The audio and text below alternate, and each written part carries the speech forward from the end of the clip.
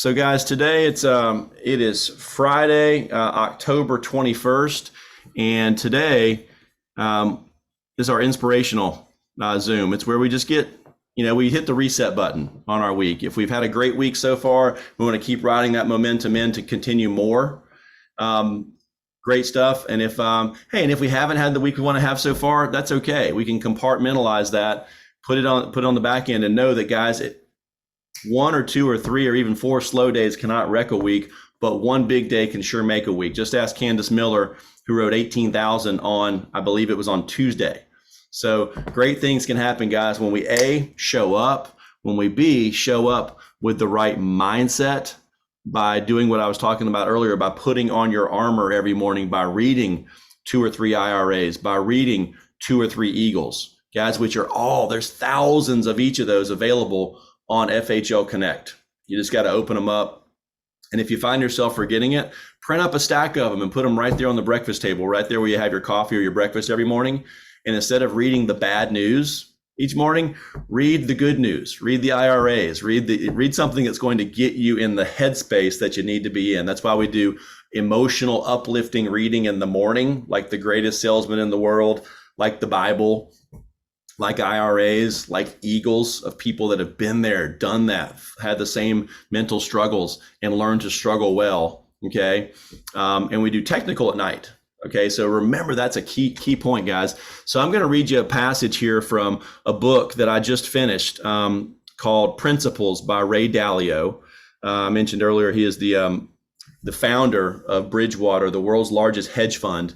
And, done extremely successful individual, and has taken his principles and put them into writing. And this part I want to share with you here is he talks about understanding nature's practical lessons. So just bear with me here for a minute. It's about a page and a half that I want to share with you.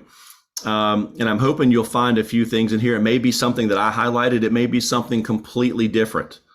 But when we get done, I'd like to have a couple of you just share maybe 1 or 2 key things that you drew from this that you can implement into not just your business, but in your life. Okay. So Dalio says here, I found understanding how nature and evolution work helpful in a number of ways. Most importantly, it's helped me deal with my realities more effectively and make difficult choices. When I began to look at reality through the perspective of figuring out how it really works, instead of thinking things should be different, I realized that most everything that at first seemed bad to me, like rainy days, weaknesses, or even death, or rude people, or no's, was because I held a preconceived notion of what I personally wanted. With time, I learned that my initial reaction was because I hadn't put whatever I was reacting to in the context of the fact that reality is built to optimize for the whole rather than for me. It's basically saying that the world doesn't revolve around me. The world revolves around its axis, and it's all about the greater good, not just about what's good for me in this moment.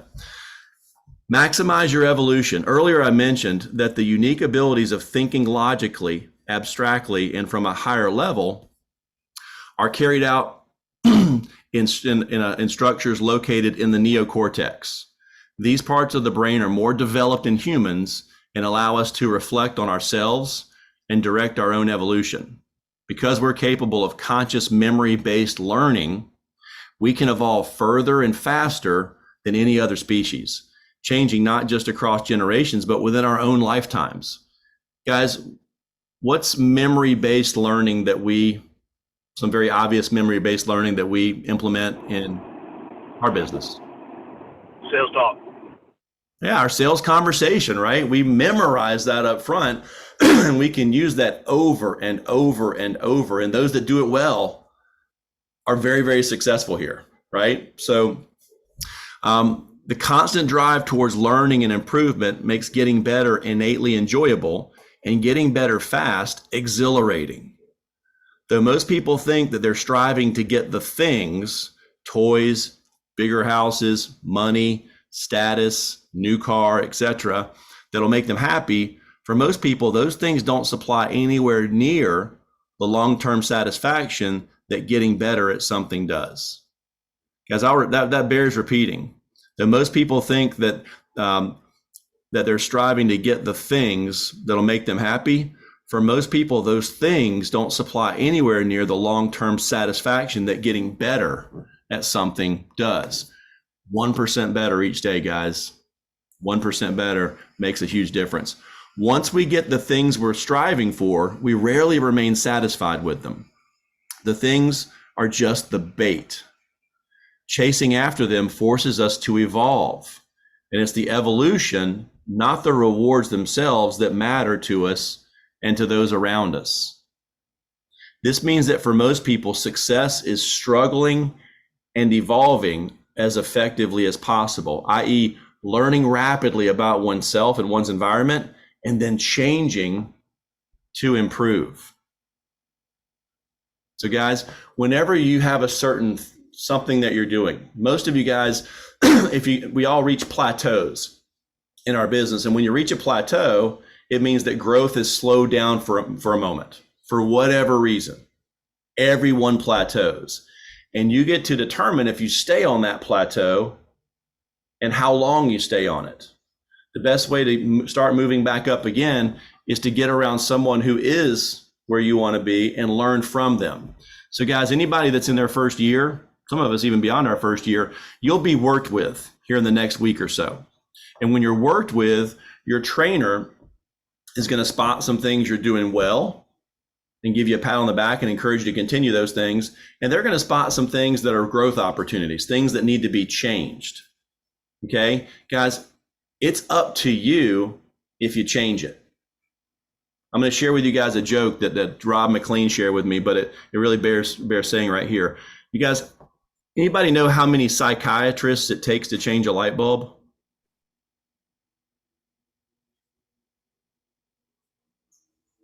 Surely one of you has heard this joke before. I'm going to say one. One. The answer is one, but the light bulb has to want to change.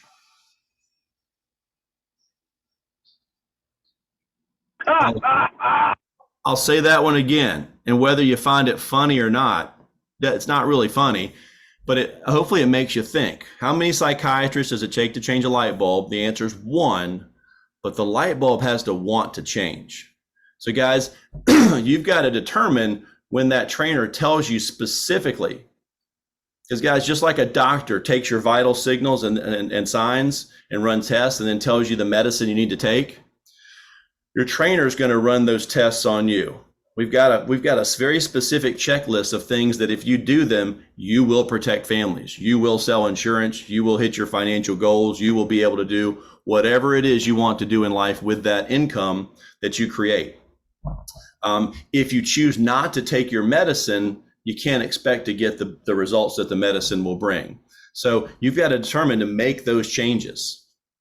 Very, very specific. So again, the only way, guys, to replace a bad habit, because some of us, every day when you go to work, guys, you're creating habits. Every day when you go and interact with your children or your spouse, you're creating habits. Every day when you get up and spend some time in the Word, or you don't, or pray or you don't, or fill in the blank, exercise or you don't, eat the things you should or you don't, you're creating habits. They're either good habits or they're bad.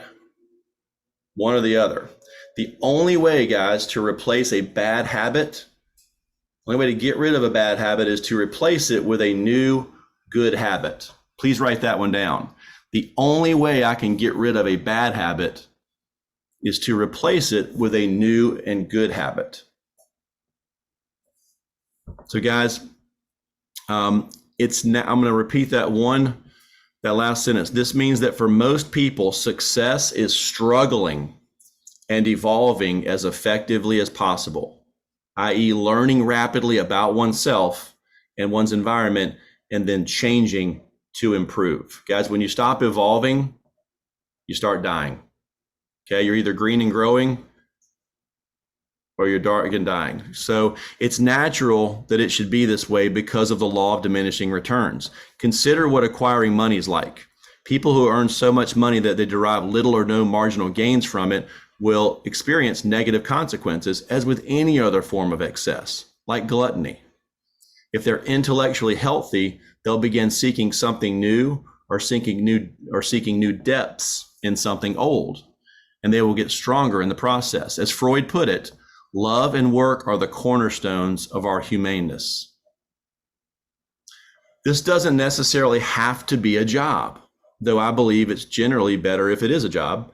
It can be any kind of long-term challenge that leads to personal improvement. As you might have guessed, I believe that the need to have meaningful work is connected to man's innate desire to improve. So you guys, today is kind of a neat day for me. I'm just going to share this, but it's day 75 of a 75-day challenge that I and a few others that are close to me have participated in. It's called 75 Hard, and it's involved for the last 75 days following a diet. Okay, no cheat days, no alcohol, working out twice a day for at least 45 minutes. One of those times has to be outdoors. There's been some inclement weather in the last 75 days. It's involved drinking a gallon of water per day, every day, no misses. It's involved 10 pages of reading in a nonfiction book. This book lasted me about a month and a half because it was 600 pages. So took the bulk of that time. And it also involves taking a progress photo so you can see the outward changes that are going on. It's a little tougher to see the inward changes going on, but there's been a lot of those too. And guys, doing things that are hard and getting good at doing hard stuff is a big key to being successful. And please hear me right. I'm not saying that anybody needs to participate in any specific, you don't necessarily need to do 75 hard to do this. You don't necessarily have to run a marathon or finish an Ironman trial, whatever, but it could be anything, but doing something difficult. Guys, the common denominator tells us that the secret of success of every man or woman who's ever been successful lies in the fact that he or she formed the habit of doing the things that failures don't like to do. Interestingly enough, guys, successful people don't like to do those things either, but they do them anyway. Why? So that they can accomplish the purpose that they want to accomplish. So guys, your purpose, your why, that is what drives you to do things you don't necessarily want to do. Most people that you see that have a great physique at the beach don't want to get up naturally and work out every single day, or don't want to eat right and push away the carbs, right? And push away the sweets. They don't want to do that, but they do it so they can accomplish this purpose. So as the common denominator success wraps up, it says, as long as you live, you'll never achieve anything beyond the purpose for which you're willing to surrender. So guys, spend some time, and that purpose should evolve over time. When you get started, for some of you guys that are in your first week, your purpose might be to pay all your bills on time or get caught up on some bills that you're behind on, right? As soon as you do that, then your purpose can change to getting them paid on time consistently. Then it might be to start chipping away at that credit card debt that mounted up over the last year or two, okay? Just know, guys, that wherever you're at right now, you didn't get there overnight and you won't get out of it overnight. So give it some time and some patience, because Rome wasn't built in a day, and neither was a great career. But you can do it, and you are in a position right now where you can make that happen. Just get used to struggling well. So I'll repeat this last part. The work doesn't necessarily have to be a job, though I believe it's generally better if it is a job. It can be any kind of long-term challenge that leads to personal improvement. As you might have guessed, I believe the need to have meaningful work is connected to man's innate desire to improve, and relationships are the natural connections to others that make us relevant to each other and to society more broadly. Remember, no pain, no gain. Please write this down. Realizing that we innately want to evolve, and that the other stuff we're going after, while nice, won't sustain our happiness, has helped me focus on my goals of evolving and contributing to evolution in my own infinitely small way. while we don't like pain, everything that nature made everything that nature made has a purpose. So nature gave us pain for a purpose. So what's the purpose? It alerts us and helps direct us. It's a fundamental law of nature that in order to gain strength, one must push one's limits, which is painful.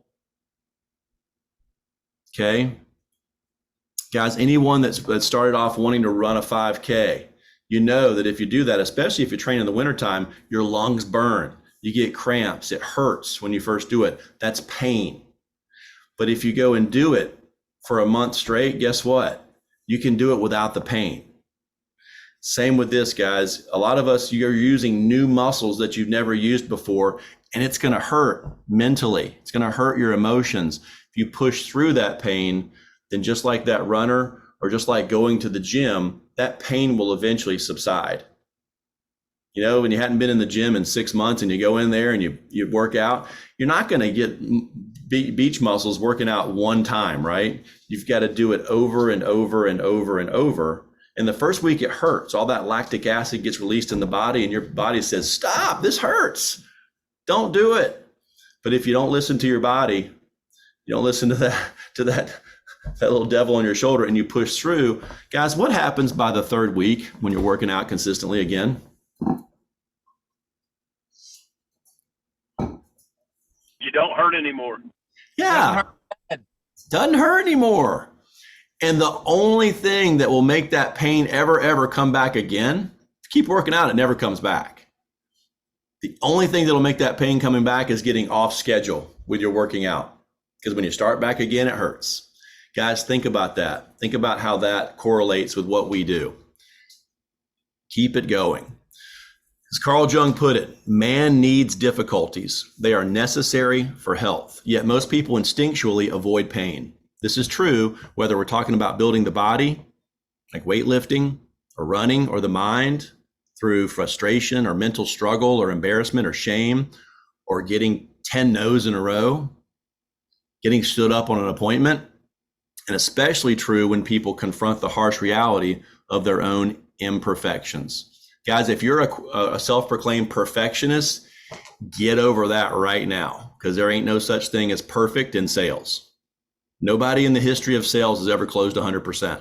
Never happened. Never will.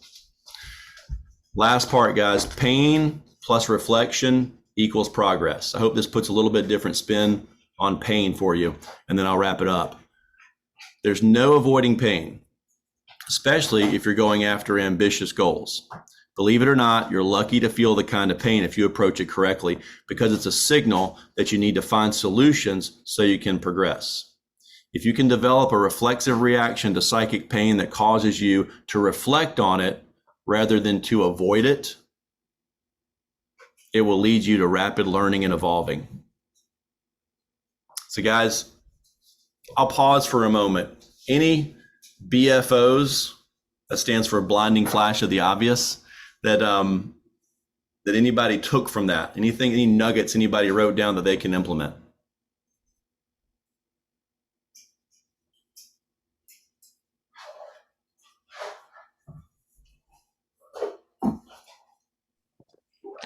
Say you can't think everything's gonna go your way every time you step out in the field, setting yourself up for failure.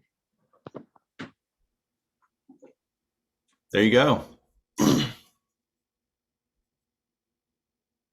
Come on, leaders, flex your muscles. There you go.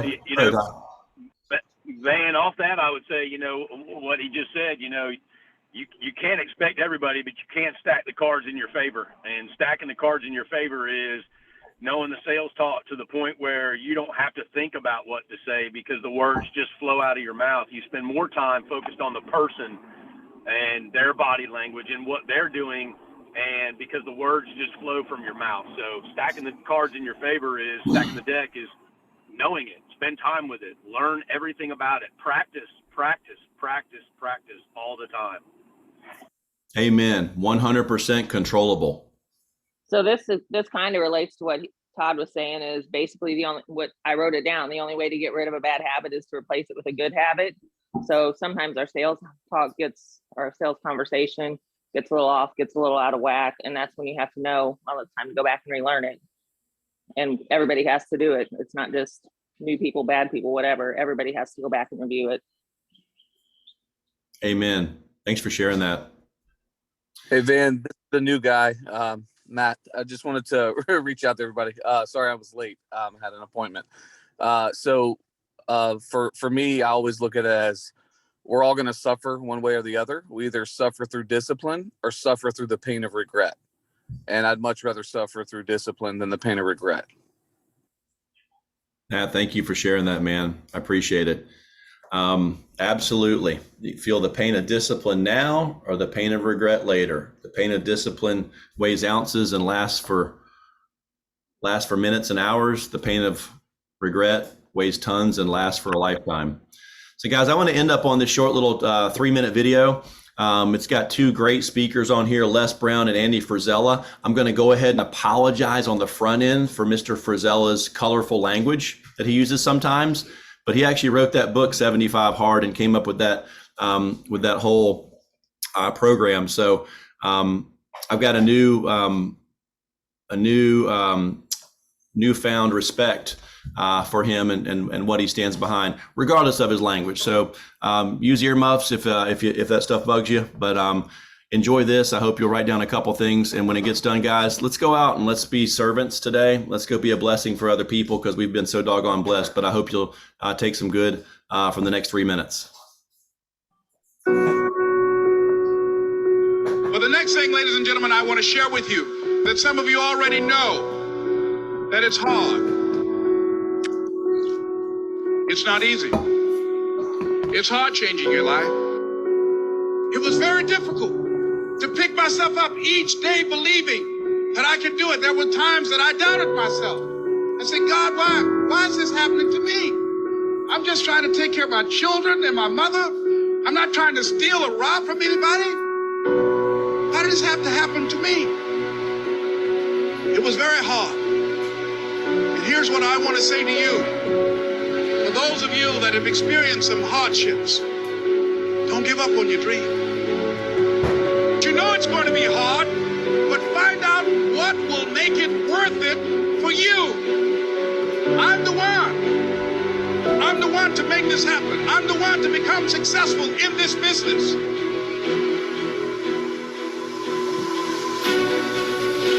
You guys have to understand that pain teaches. When you feel pain, it should not be something that you wallow in and that you cry about. Maybe you cry about it for a fucking day, okay? That's acceptable. But the point is that when you have something that doesn't go the way that you want, that is a trigger for you to go out and create a situation where it is impossible for you to not get what you want. And that's the difference between people who succeed and people who don't. People who succeed understand that pain teaches them to level the fuck up. They don't whine and cry and bitch about how shit's unfair. I want you guys to realize that when people tell you to set realistic and obtainable goals, I truly believe those people are insulting you because they don't think that your fragile little ego can take the heartache of disappointment. And the truth is, guys, the reason I say I set huge goals isn't just because I think I can accomplish them. It's because I know that if I don't accomplish them, those unrealized expectations hurt. The disappointment that you feel when you set massive goals and don't hit them is a great thing, because I take the pain and I put it into productive action. I take every negative thing that someone says to me, about me, or whatever it is they believe or don't believe about me, and I use it to go out and do shit. You have to have motivation coming from all aspects, because becoming successful is hard.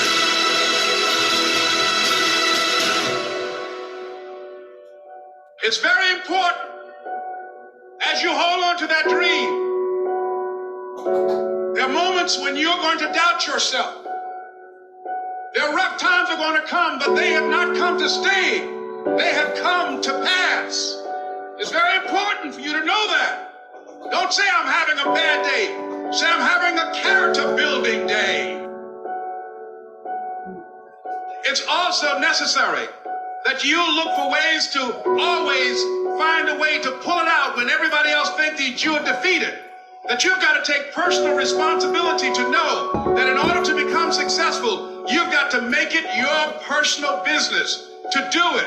If you know why you're doing something, when the hard times come, and they're going to come, when the disappointments and the rejections come, and they're going to come by the truckloads, your reasons will be your rod and staff to comfort you.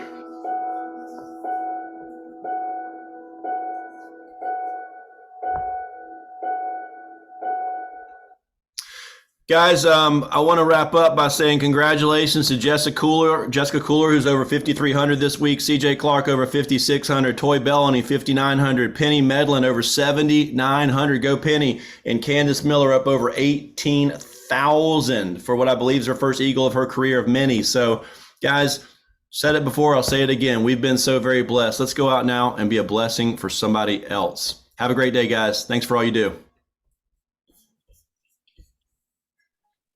Thanks, Van. Have a good weekend. Thanks, guys. Thanks, man.